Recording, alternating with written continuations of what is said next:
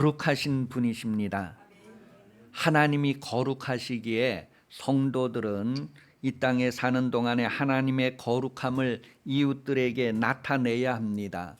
어떻게 하나님의 거룩하심을 내 생활에서 이웃들에게 나타낼 수 있을까? 성경은 몸을 구별해야 된다라고 기록을 하고 있습니다. 다시 말하면 몸으로 사랑을 실천해야 된다는 것을 구체적으로 레위기 19장 16절에서 18절을 통하여서 우리에게 확인을 해줍니다. 몸으로 어떻게 하나님의 거룩하심을 나타낼 수 있을까? 다 같이 한번 읽어보겠습니다. 16절에서 18절까지. 너는 내 백성 중에 돌아다니며 사람을 비방하지 말며 내 옷을 피를 흘려 이익을 도모하지 말라. 나는 여호와이니라. 너는 내 형제를 마음으로 미워하지 말며 내 옷을 반드시 견책하라. 그러면 내가 그에 대하여 죄를 담당하지 아니하리라. 원수를 갚지 말며 동포를 원망하지 말며 내 이웃 사랑하기를 내 자신과 같이 하라. 나는 여호와이니라. 아멘.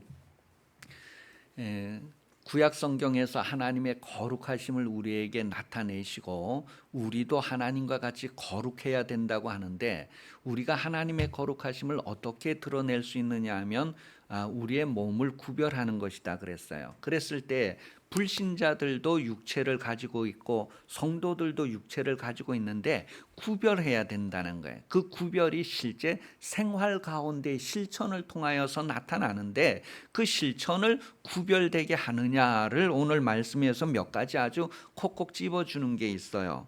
사람을 비방하지 말며 피를 흘려 이익을 도모하지 말며 형제를 마음으로 미워하지 말며. 여러분, 마음으로 형제를 미워해 본 경험이 있으십니까?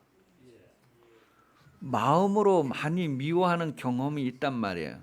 왜냐하면 내가 재판장이 되고 내가 율법이 되고 내가 기준이 되어서 왜 저렇게밖에 못할까? 왜 수준이 저렇지? 이렇게 우리가 마음에서부터 형제를 그렇게 대한 적이 많이 있단 말이에요. 그래서 비방하지 말라. 그 비방하는 거로 너가 도로 비방을 받는다. 그 여러분이 다른 사람을 마음에서부터 그렇게 한 것처럼 다른 사람들도 그 마음에서부터 여러분을 향하여 그렇게 한다는 거야. 하나님은 각 사람이 마음 쓰는 것까지도 다 살펴보고 계시는데 사람마다 다 심은 대로 대접한 대로 받는다는 거예요. 그래서 원수에게라도 좋은 것으로 대접하는 것을 하나님이 살피신다는 것입니다. 가능하면 하나님이 선하시다는 것을 안다면 하나님의 성품을 나타내는 삶을 살라는 거예요. 그 기준이 내가 된다면 사람들을 구별할 것입니다. 착한 사람, 나쁜 사람. 그런데 여러분, 하나님의 기준은 모든 사람이 죄인이라고 할지라도 그들이 하나님을 알고 구원받기를 원한다는 거예요. 그런 하나님의 성품이 나를 통하여서 실제 실천 삶에서 나타날 때에 구별되는 것을 얘기합니다. 하나님은 거룩하심을 성도들이 실천 가운데에서 그렇게 나타내기를 원하시는 분이십니다. 성경에 보면 그런 실천을 아주 크게 우리에게 드러내는 사람들이 표현되어지는데 바로 사두개인, 바리새인 그런 사람들입니다. 다시 말하면 성경에서 율법사, 서기관, 바리새인 그런 이름으로 등장하는 이들이에요. 그들은 하나님을 잘 섬긴다고 하는 것을 아주 자기들 몸으로 실천해서 보여주고자 했던 사람들이에요. 그런데 거기에서 문제가 있다는 것을 예수님이 말씀하시고, 하나님은 참되게 예배하는 자들을 찾으시는데 신령과 진정으로 예배하는 자들을 찾으신다. 그렇게 하면서 하나님께 예배하는데 바르게 예배해야 할 것을 가르쳐 줍니다. 그러면 바르지 못한 그런 예배자들, 바르지 못한 실천이 어떠한 것이 있었는가를 먼저 사두개인들을 통하여서 보면, 사두개인은 다윗 시대의 사독 계열의 제사장의 후손들입니다. 사독 계열. 그러니까 다윗 시대의 대제사장이 사독이었는데 그 사독의 후손들, 그 사독의 뒤를 이어가는 그런 후손들을 사두개인이라고 해요. 그러니 사두개인, 이 다윗 시대의 다윗 옆에서 제사장을 했다는 것은 권력 가까이 있었다는 거예요. 그러면서 권력과 함께 부를 가지고 있었던 사람들을 표현하게 됩니다. 그래서 그들은 이 세상에서 권세도 누렸고 부도 누렸어요. 그러다 보니까 그들은 천사들이 있다는 것을 부인했습니다. 영적인 존재들을 부인했어요. 그리고 부활이라든가 아니면 내세가 있다, 이런 것들에 대해서 부인을 했습니다. 그러니까 이 세상에서 부유한 거예요. 이 세상에서 권세를 누리고 이 세상에서 부요를 누리고 이 세상이 천국과 같은 거예요. 자, 그래서 그들에 대한 내용은 성경 마태복음 22장 22절에서 33절에 보면 우리에게 7 형제가 있었는데 이 첫째가 결혼을 해서 자식이 없이 죽고 둘째가 또 결혼해서 자식 없이 죽고 막 이렇게 해서 죽었을 때에 나중에 부활했을 때에 이런 문제가 생기는데 이 문제를 어떻게 해결할 수 있습니까? 그런 아주 수준 높은 질문을 예수님에게 한 이들이 바로 이 사두개인들이란 말이에요. 그들은 부활이 없다. 사도행전 23장 8절에 보면 그런 내용을 사도들이 딱 요약해 놓은 내용이 있어요. 이는 사두개인은 부활도 없고 천사도 없고 영도 없다 하고 바리새인은 다 있다 함이라. 여러분, 그 성경에 부자가 천국 가기가 얼마나 어려운지 그러면서 이제 예화 나오잖아요. 낙타가 바늘귀로 들어가는 것보다 부자가 천국 가는 것이 더 어렵다는 거예요. 그런 내용이 누가복음에 소개되어지고 있는데 동일하게 마태복음에도 그런 내용은 다 기록되어져 있어요. 그런데 이때 이 부자가 누구를 비유할 수 있냐면 바로 사두개인들을 비유할 수 있는 거예요. 자, 그렇다면 오늘날 이 시대의 사독 계열의 부자는 누구일까? 그랬을 때 바로 어려서부터 신앙생활을 잘해왔다고 하고 또 지금 아주 부요해서 재물이 너무 많이 있고 또 지금 아주 자기들은 부자다 그렇게 하면서 하나님 앞에 구원받을 것이 보장된 것과 같은 이 땅에서 천국을 누리니까 당연히 다음 천국도 누릴 수 있다 그렇게 할 만큼 이 땅에서 지금 사독 계열의 부자가 누구일까? 그랬을 때 많은 성도들이 여기에 해당될 수 있다고 하는 거예요. 그런 성도들을 향해서 예수님 한마디 얘기합니다. 너에게 부족한 것 한 가지가 있다. 너가 가진 것을 다 내려놓아라. 그러면 하늘에서 보화가 있고 나를 따를 것이다. 그런 말씀을 하셨어요. 그러니 여러분, 부요한 재물, 또 부요한 욕심, 부요한 체면, 부요한 모든 것들을 세상에서 내가 못 내려놓고 있는 그 모든 것들을 다 내려놓아라. 그러면 하늘에서 보화가 있게 된다는 거예요. 그리고 나를 따를 수 있다는 거예요.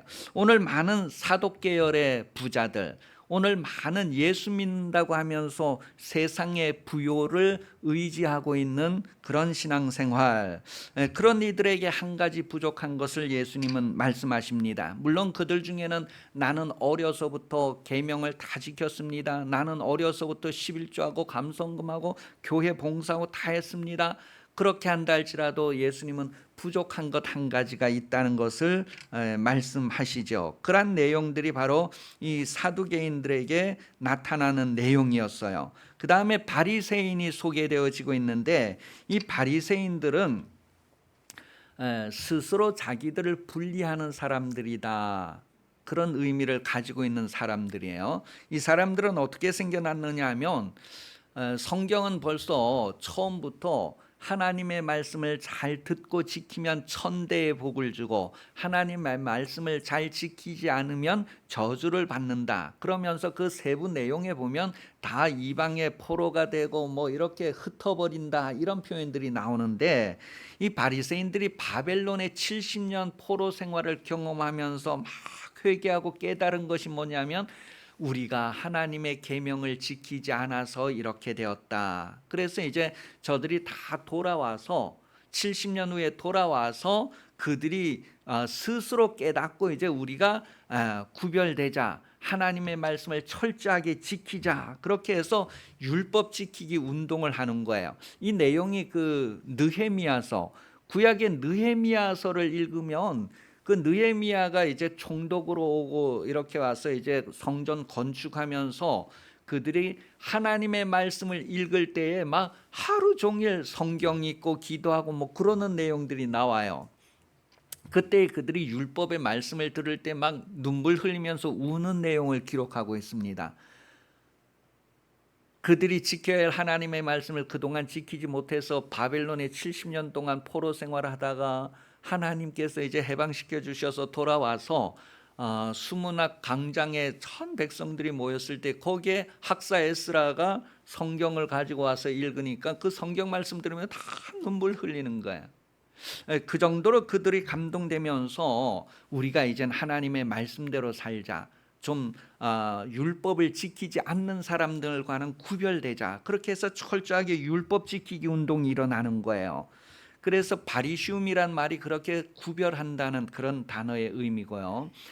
그래서 그들이 아주 율법을 너무 잘 지키기 위해서 우리 어른들이 우리에게 가르치는 내용도 율법의 권위만큼 우리가 인정하고 지키자. 그래서 장로들의 유전이다라고 하는 거예요. 입으로 전해져 내려오는 하나님의 말씀을 이렇게 해야 된다. 계속 그들은 구전으로 이제 교훈을 했는데 그 장로들의 구전까지도 아주 율법의 수준으로 권위를 인정해서 철저하게 지켜가는 그런 삶을 살았던 사람들이란 말이에요.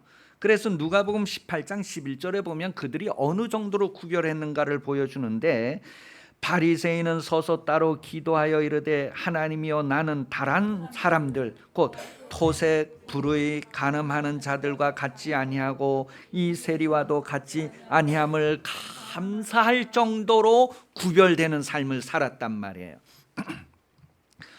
계속해서 이들은 이렇게 하나님의 율법 외에도 이제 조상들로부터 전해 내려오는 그런 구전, 그런 거에 대해서도 아주 권위를 받아들여서 그대로 지켰다는 것. 마가복음 7장 3절에 보면 바리새인들과 모든 유대인들은 장로들의 전통을 지켜 손을 잘 씻지 않고는 음식을 먹지 아니하며.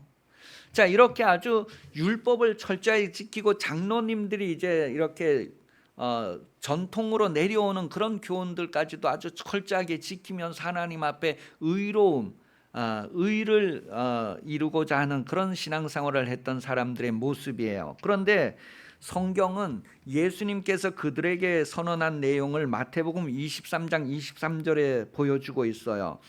화 있을진저 외식하는 서기관들과 바리새인들이여, 너희가 박하와 회당과 근처에 11조는 들이되 율법에 더 중한 바 정의와 긍휼과 믿음과 버렸다. 그런 이것도 행하고 저것도 버리지 말아야 할지니라. 이렇게 철저하게 율법을 지키면서 하나님 말씀대로 살자라고 하는 사람들인데도 그들은 율법에 더 중요한 것을 버렸다는 거예요. 율법이 말하고 있는 더 중요한 것을 버렸다. 11조를 드리고 근체와 회양, 뭐 감사 예물 이런 걸 다 드리는데 그런 것보다 더 중요한 것을 버렸다는 거예요. 그게 바로 의, 인, 신 그런 거예요. 정의, 긍휼, 믿음 이런 것들을 버렸다는 거예요. 그래서 율법과 선지자의 강령은 바로 하나님 사랑하고 이웃을 사랑하는 것이다 라는 것을 오늘 본문 35절에서 40절까지 다 기록하고 있어요. 율법과 선지자의 강령이 뭐냐? 그 율법 했을 때 모세 오경을 얘기하는 거고, 선지자 그러면 이제 대선지 소선지 다 얘기하면 구약의 이사야, 예레미야, 뭐 다니엘, 호세 그렇게 길게 나오는 것도, 소선지자는 이제 그 짧게 나오는 그런 선지서들. 그러니까 선지자 그러면 구약 전체를 얘기하는 거예요. 율법과 선지자. 그랬을 때에 그 구약 성경 전체가 얘기하는 것이 무엇이냐면 하나님을 사랑하고 이웃을 사랑하라는 것이다. 그것을 오늘 본문 35절 40절까지 기록을 하고 있어요. 자, 그런데 계속해서 이제 마가복음 12장 28절 32절까지 보면 이제 한 율법사가, 한 서기관이 그런 표현으로 이제 나와서 예수님에게 물어보는 거예요. 율법에 대해서 물어보는 거죠. 율법 중에 제일 큰 것이 무엇입니까? 그랬을 때에 하나님 사랑, 이웃 사랑이다. 그랬을 때 그 32절에 보면요, 이 서기관이 예수님의 대답을 듣고 이렇게 표현을 했어요. 서기관이 이르되 선생님이여 옳소이다. 그러니까 자기들도 다 알고 있다는 거예요. 다 안다는 거예요. 그런데 바리새인이나 사두개인이나 서기관이나 율법사나 이들이 계명 중에 제일 큰 것이 무엇이고 선지자의 강령, 율법의 강령이 무엇인지를 다 알고 있었단 말이에요. 자, 그러니 그들이 알고 있는 것을 행하였을까요? 안 행하였을까요? 행하였단 말이에요. 그런데 중요한 것은요, 이렇게 알고 있는 것을 행하는 것과 순종하는 것은 다르다는 거예요. 그 알고 있는 것하고 순종하는 것하고는 다르다. 그래 다시 말해서 알고 행하는 것, 지금 이들이 다 알고서 행하였어요. 그렇게 알고 행하는 것과 순종하는 것은 다르다. 그 말이 그 말 같은데 다르다는 거예요. 고린도후서 5장 16절 17절입니다. 그러므로 우리가 이제부터는 어떠한 사람도 육신을 따라 알지 아니하노라. 비록 우리가 그리스도도 육신을 따라 알았으나 이제부터는 그같이 알지 아니하노라. 그런즉 누구든지 그리스도 안에 있으면 새로운 피조물이라. 이전 것은 지나갔으니 보라 새 것이 되었도다. 새 사람이 되어야 한다는 것을 말하고 있어요. 세상에서 우리가 알 수 있는 우리 육신의 지혜와 지식으로 알 수 있는 그런 지혜라고 하는 것들이 얼마나 무가치한가 하는 것을 바울이 얘기했는데, 빌립보서 3장 7절에서 9절까지 내용을 보면 우리가 세상에서 알고 있는 지혜와 지식은 배설물과 같다, 그렇게 표현을 하는 내용이 기록되어져 있어요. 그러니까 얼마나 헛되고 가치 없는가 하는 거예요. 우리가 율법을 아주 많이 하는데 서기관, 율법사, 바리새인, 사두개인 이런 표현을 하면서 그들이 아는 것을 행하는 거예요. 그 아는 것을 행하는 것이 얼마나 무가치한가 하는 것을 이제 표현해 주고 있는 거예요. 뭐가 좀 이상한 것 같죠, 여러분이 들으시기에. 그런데 여러분, 율법의 대가라고 하는 그런 사람들, 서기관, 율법사, 바리새인들이 아는 것은 육신에 속한 것이란 말이에요. 육신의 지혜와 지식으로 이제 아는 것을 얘기하는 거예요. 그래서 그런 사람들에게 예수님이 오늘 본문에 보면 질문을 해요. 그리스도가 누구의 자손인가? 그리스도가 누구의 자손인가 그들에게 물어봤어요. 그러니 그들은 율법을 다 아는 거예요. 대답을 했을까요? 못했을까요? 그리스도는 다윗의 자손입니다. 그렇게 얘기를 한 거예요. 자, 그랬을 때 예수님이 두 번째 질문을 해요. 그리스도가 다윗의 자손이라면 다윗이 성령에 감동되어서 어떻게 그리스도를 주라고 했느냐? 그러니까 이제 그 다음엔 이들이 이제 대답을 못했다고 하는 내용을 성경 우리에게 말해줍니다. 자, 그러니까 이들이 율법사고 서기관이고 바리새인이고 사두개인이고 한데도 그들이 왜 이것을 몰랐을까? 그랬을 때에요, 그들은 육신적으로 아는 것 이상을 알지 못하는 거예요. 육신적으로는 다윗의 자손이라는 것까지만 아는 거예요. 그런데 어떻게 다윗이 그리스도를 주라고 했는가? 후손이 어떻게 조상이 어떻게 후손을 주라고 할 수 있는가에 대해서는 이들이 알지 못한 거예요. 그렇게 율법에 정통하고 대간데도 알지 못하는 거예요. 그래서 아는 것을 행하는 것과 순종은 다르다는 것을 말해요. 너가 어려서부터 그걸 다 알고 지켰다고 할지라도 예수님이 한 가지 부족하다고 지적한 거에 대해서 해결을 못하는 거예요. 사두개인이나 바리새인들은 각각 자신들의 부요를 자랑했습니다. 자신들의 부요, 권세와 물질의 부요함, 그리고 자기들의 거룩, 율법을 지키는 그런 것들을 자랑했어요. 그러니까 물질과 권세를 자랑했고 율법에 대해서 다 통달하고 있다는 거에 자기들을 의지했어요. 우리는 이렇게 알고 행한다. 거기에 자기들이 의지했단 말이에요. 그러니까 전혀 그들은 부족함을 느끼지 않는 그런 삶을 살았어요. 신앙생활하면서 부족함을 느끼지 않는 삶을 살았단 말이에요. 자기들은 율법을 다 알고 정확하게 잘 지킨다는 거예요. 그런 부요가 있었던 거예요. 또 물질의 부요, 권세의 부요도 있었던 거고요. 그런 부족함을 느끼지 않는 결과가 뭐냐면 기도할 이유가 없다는 거예요. 누가복음 11장 13절에 보면 너희가 악할지라도 좋은 것을 자식에게 줄 알거든 하물며 너희 하늘 아버지께서 구하는 자에게 성령을 주시지 않겠느냐 하시니라. 이들은 기도할 필요성을 못 느꼈어요. 왜요? 그들이 가지고 있는 그 많은 부요함 때문에 그렇습니다. 부요하니까 부족함을 느끼지 않으니 기도할 이유가 없었던 거예요. 그래서 바리새인, 서기관, 율법사들은 풍족한 가운데 있다고 생각을 했기 때문에 성령을 기도할 이유가 없었어요. 세상에 살면서 세상의 부요가 그 영혼의 가난에 대하여서 무관심하게 만들었다는 거예요. 요한계시록 3장 17절에 보면 라오디게아 교회에게 표현한 내용이에요. 내가 말하기를 나는 부자라 부요하여 부족한 것이 없다 하나 내 곤고한 것과 가련한 것과 가난한 것과 눈먼 것과 벌거벗은 것을 알지 못하는도다. 만약에 그들이 이것을 알았다면 어떻게 했을까요? 성경 요한복음 7장 37절 39절까지 명절 끝날 곧 큰 날에 예수께서 서서 외쳐 이르시되 누구든지 목마르거든 내게로 와서 마시라. 나는 믿는 자는 성경 이름과 같이 그 배에서 생수의 강이 흘러나오리라 하시니 이는 그를 믿는 자들이 받을 성령을 가리켜 말씀하신 것이라. 예수께서 아직 영광을 받지 않으셨으므로 성령이 아직 그들에게 계시지 아니하시더라. 만약에 그들이 자기들의 가난함과 자기들의 정말 그 안타까운 사정 형편을 알았다면 예수님의 이 부름에 이 초청에 응답했을 거예요. 누구든지 목마르거든 내게로 와서 마셔라. 근데 그들은 예수님이 필요하지 않았어요. 죄인들과 버림받은 이들은 예수님을 필요로 했는데 이들은 너무 부유하고 모자람이 없었기 때문에 예수님을 필요로 하지 않았다는 거예요.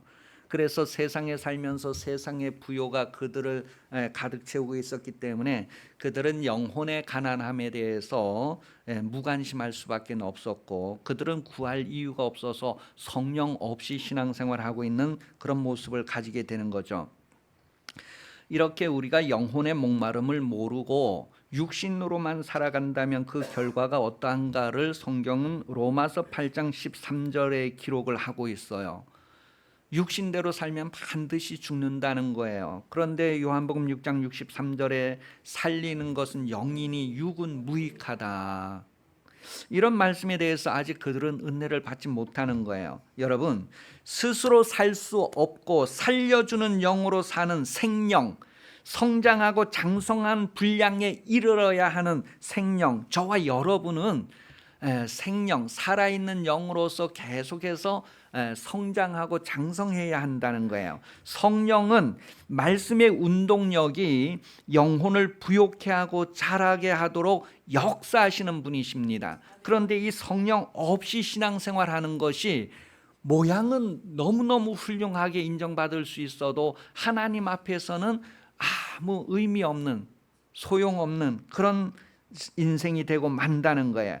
다윗이 예수를 주로 고백할 수 있었던 것을 오늘 본문에서 확인해 주는데요. 다윗이 예수를 주로 고백할 수 있었던 것은 성령으로 알게 된 것을 고백했다라고 표현을 하고 있어요. 신학을 공부하신 분들은 그 바울의 신학에서 강조하는 것 엔크리스토라고 해요. 그리스도 안에서, 그리스도 안에, 그때 그 N 그리스도. 그런데 그때 그 N 하는 단어가 오늘 이제 그 성령으로, 성령의 감동으로 할 때 그때 N을 얘기하는 거예요. 그래서 이 다윗이 예수를 주로 고백한 것은 성령으로 고백했다는 거예요. 그러니까 다윗이, 주님은 장세 전에 계셨는데, 그리고 주님은 후손인데, 이 후손인데 어떻게 다윗이 시편에서도 이런 것을 다 기록했는데 다윗이 어떻게 예수를 주라고 했을까? 자기 후손을 어떻게 주라고 고백할 수 있었을까? 그랬을 때 성령으로 그것을 알고 고백했다는 것을 오늘 본문에서 표현하고 있는 거예요. 시편 110편 1절에 여호와께서 내 주에게 말씀하시기를 내가 내 원수들을 내 발판이 되게 하기까지 너는 내 오른쪽에 앉아 있으라 하셨도다. 이게 시편 110편 1절이 다윗이 예수를 주로 고백하는 그 내용을 표현하고 있는 거예요. 이 시편은 다윗이 썼다고 했을 때 이 다윗이 어떻게 이런 것들을 쓰고 고백할 수 있었을까 했을 때 성령으로라고 성경은 대답을 해주고 있어요. 사도행전 1장 16절 같이 읽어봅니다. 시작. 형제들아, 성령이 다윗의 입을 통하여 예수 잡는 자들 길잡이 된 유다를 가리켜 미리 말씀하신 성경이 응하게 하여 마땅하다. 다윗이 얘기를 했지만, 다윗이 시를 쓰고 글을 썼지만 누가 얘기하는 거예요? 성령이 다윗을 통하여 말씀했다, 그렇게 표현을 하고 있는 거야. 베드로가 예수를 주로 고백할 수 있었던 것, 주는 그리스도시요 살아계신 하나님의 아들, 그렇게 고백할 수 있었던 것도 성령으로라고 표현하는 거예요. 성령으로. 그 성령 안에서 성령의 감동으로, 그런 표현이에요. 같은 내용이에요. 자, 이렇게 성령으로 아니하고는 예수를 주라 할 수 없다는 거예요. 고린도전서 12장 3절에 그렇게 기록했어요. 그러므로 내가 너에게 알리노니 하나님 영으로 말하는 자는 누구든지 예수를 저수할 자라 하지 아니하고 또 성령으로 아니하고는 누구든지 예수를 주시라 할 수 없느니라. 그 성령으로 아는 것, 그 보이지 않는 세계, 영적인 세계는요 성령으로 알 수 있어요. 성령으로. 우리가 보이지 않는 것을 가지기 위해서 믿음이 있어야 한다 하잖아요. 믿음은 바라는 것들의 실상이다 했을 때에 믿음을 가지고 기도했는데 보이지 않는 것 중에 가장 좋은 것이 바로 성령인데, 우리에게 성령을 주셔서 그 보이지 않는 그 모든 것들을 알게 하시는 분이 성령이란 말이에요. 그래서 성령이 예수는 주라고 하는 것까지 다 알려주시고 다른 것도 다 알려주시는데 성령으로 아니하고는 예수를 주라 할 수 없다. 그래서 여러분, 성경은 예수 아는 것이 바로 영생을 얻는 것이다 라고 요한복음 17장 3절에 기록을 하고 있습니다. 이것은 혈육으로 아는 것이 아니라 전통으로 아는 것이 아니라 성령으로 아는 것입니다. 아버지가 아무리 성령에 대해서 아들에게 얘기해도 아버지가 성령 받아야 되고 아들이 성령 받아야 되고 각각 하나님을 영접해야 되고 하나님을 알아야 된다는 거예요. 그것을 위해서 우리가 육신으로 이렇게 가르치고 안내는 하지만 각각 예수 만나야 되고 각각 성령 받아야 된다는 거예요. 이 바리새인 서기관 율법사와 같이 성령 없이 신앙생활하는 그런 모습을 오늘 성경 우리에게 보여주는 거예요. 성령의 감동하심으로 신앙생활해야 된다는 것을 말합니다. 육신의 지혜와 지식에 익숙해서 율법에 더 중한 바 의와 인과 신을 버리지 않아야 한다는 거예요. 그런데 오늘 신앙생활하는 많은 사람들이 하나님의 정의를 버리는 거예요. 하나님의 긍휼을 버리는 거예요. 하나님의 믿음을 버리는 거예요. 그러면서 신앙생활 잘하고 있다고 생각을 해요. 그래서 예수님은 한 가지 다 잘하는데 한 가지 부족한 것이 있다는 거예요. 너가 가지고 있는 것을 다 내려놓을 수 있느냐? 내려놓으면 보화가 있게 된다고 했어요. 여러분, 오늘 신앙생활하는 많은 사람들이 세상에서 자기의 신앙생활을 가지고 부유하면서 실제로 영적인 굶주림에 대해서 깨닫지 못합니다. 그래서 성령을 구하지 않습니다. 그런 신앙생활을 하는 이들이 많이 있단 말이에요. 정의가 뭘까? 의인신. 예전의 성경에는 의와 인과 신을 버렸도다. 그런데 지금은 이제 그걸 좀 이해하기 쉽게 정의와 긍휼과 믿음을 버렸다, 그렇게 표현을 하는데요. 이 정의가 뭐냐면 인간관계에서 올바름을 얘기합니다. 인간관계에서 올바른 것. 그 인간관계에 있어서 하나님께서 우리에게 기준을 준 게 뭐냐면 불쌍히 여기는 마음이에요. 왜냐하면 사람은 다 똑같은 동지이기 때문에 그래요. 다 똑같은 죄인이기 때문에, 다 똑같은 연약함에 쌓였기 때문에 그런 사람들에게 대해서 하나님께서 주시는 기준은 긍휼이라는 거예요. 긍휼. 그래서 에베소서 4장 32절에 보면 다 거기서 거기고 다 똑같고 하기 때문에 뭐 비난하거나 비방하거나 이게 아니고 서로 불쌍히 여기는 거예요. 서로 긍휼히 여기는 거예요. 그런 기준을 가지고 대하는 거예요. 그래서 재판할 때 정의를 얘기할 때에 가난한 사람이라고 해서 있는 사람이라고 해서 차별하지 말고 똑같이 하라는 거죠.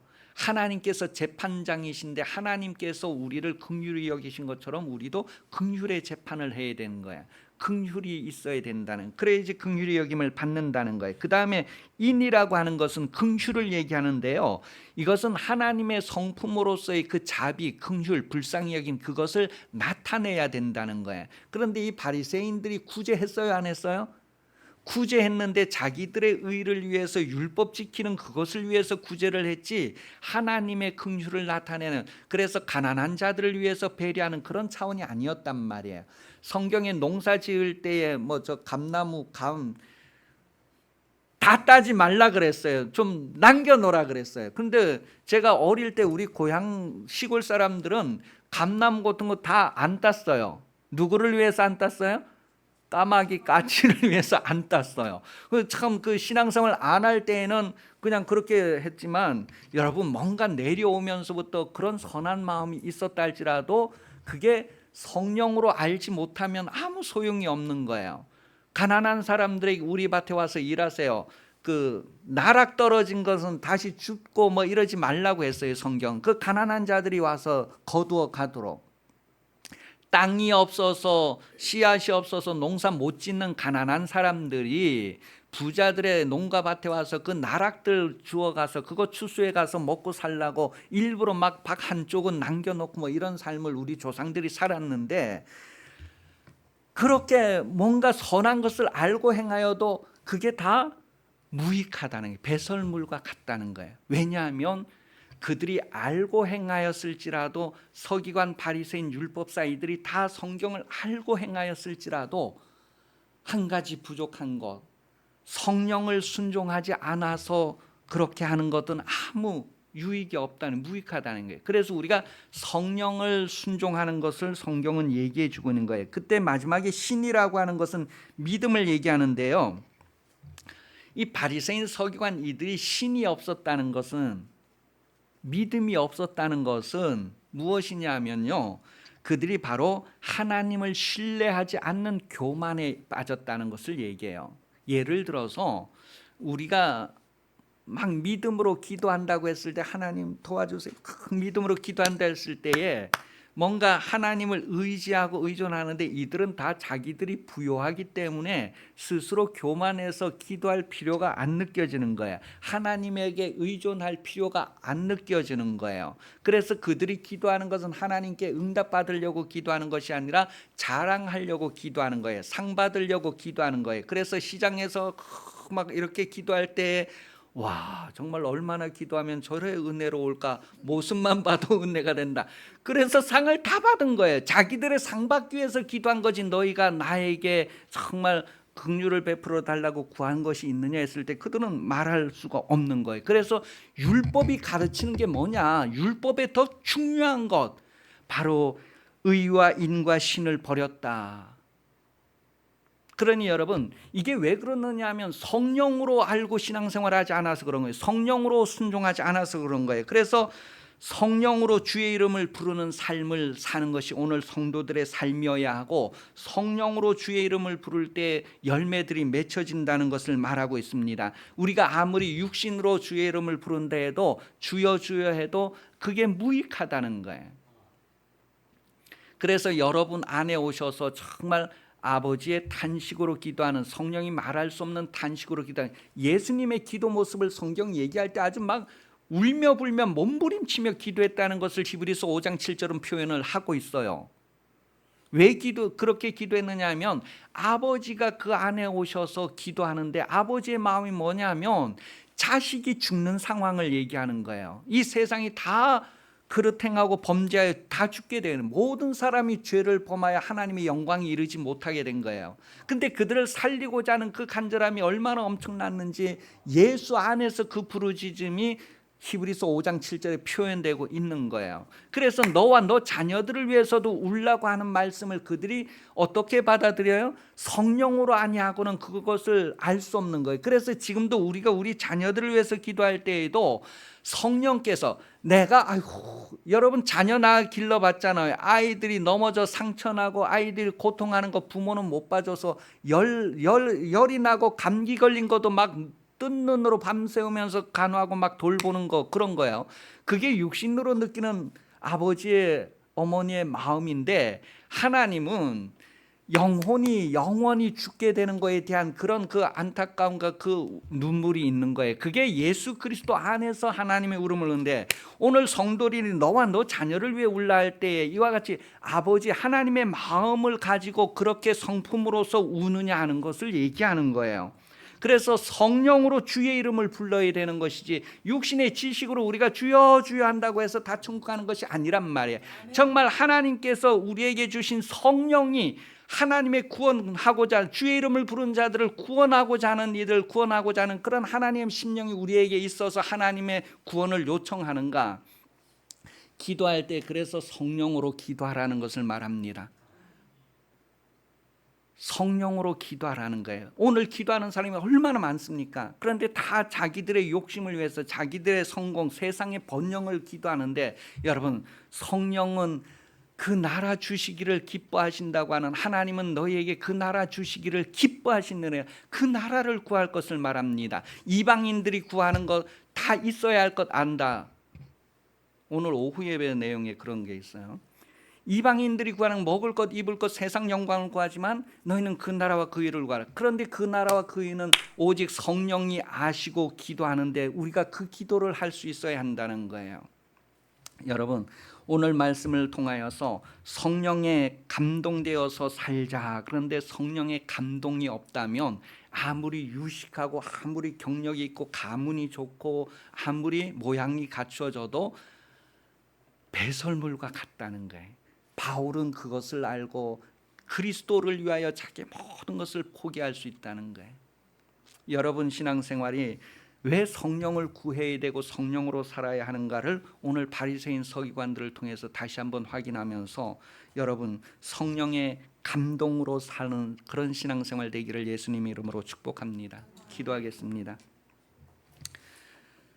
다시 오실 예수 그리스도 은혜 베풀어 주시며 하나님 아버지 사랑하심과 성령의 도우시고 인도하심이 종교 개혁주일 기념주일 오전 예배 참석하여 머리 숙인 성도들 위해 영원히 함께 하시기를 간절히 축원하옵나이다. 아멘.